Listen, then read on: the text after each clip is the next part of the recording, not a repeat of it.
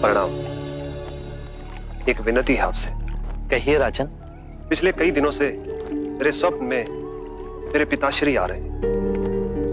मैंने ब्राह्मणों से भी इसका अर्थ पूछा तो उनका कहना था कि तुम्हारे पिताश्री को शांति नहीं मिली, उनके लिए पूजा करनी हो, यज्ञ संपन्न करना होगा।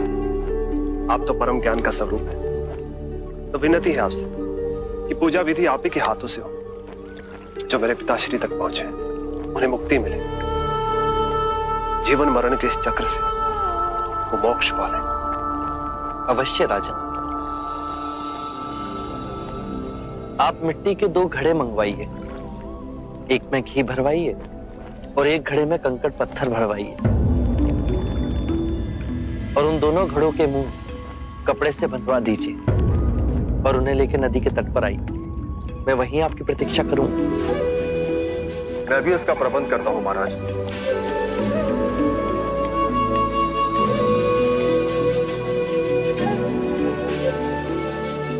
महाराज, अब आप इन दोनों घड़ों को पानी में डाल दीजिए।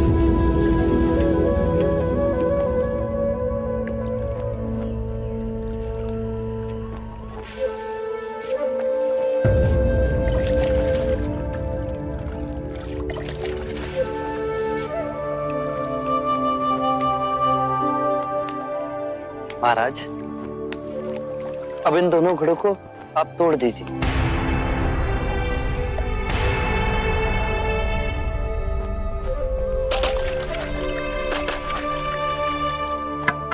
महाराज, अब आप ध्यान से देखिए कि ऊपर उठ पानी पर तैरने लगा।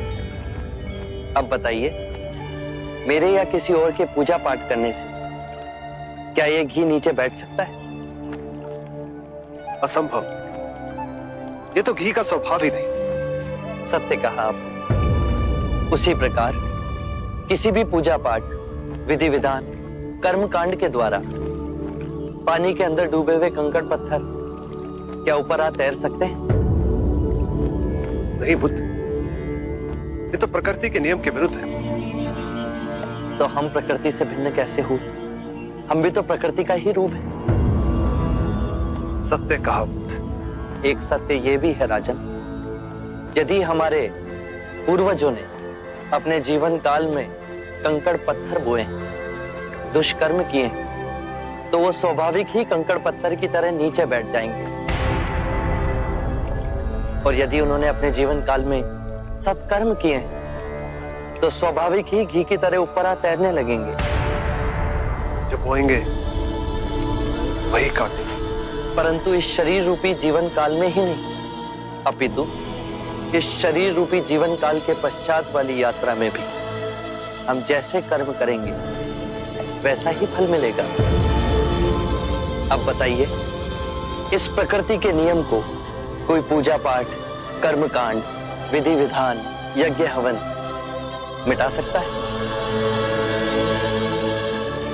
राजन, मैं भी इसको नहीं बदल सकता। अच्छे कर्म ही मनुष्य की मुक्ति का द्वार खोलेंगे।